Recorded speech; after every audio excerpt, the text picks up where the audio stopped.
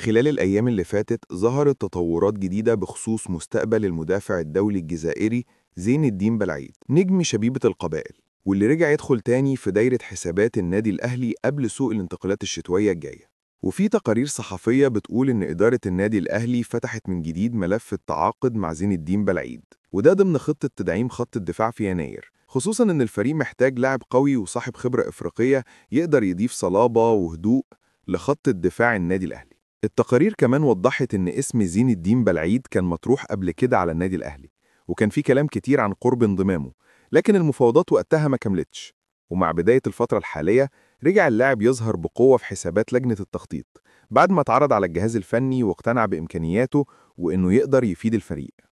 اللي لازم يتذكر برضو إن زين الدين بلعيد مرتبط بعقد مع شبيبة القبائل لحد صيف 2028، وده معناه إن انتقاله هيكون مرتبط بموافقة إدارة النادي الجزائري والشروط المالية اللي هتحطها، واللي ممكن تكون العامل الأساسي في حسم الصفقة خلال الأسابيع اللي جاية.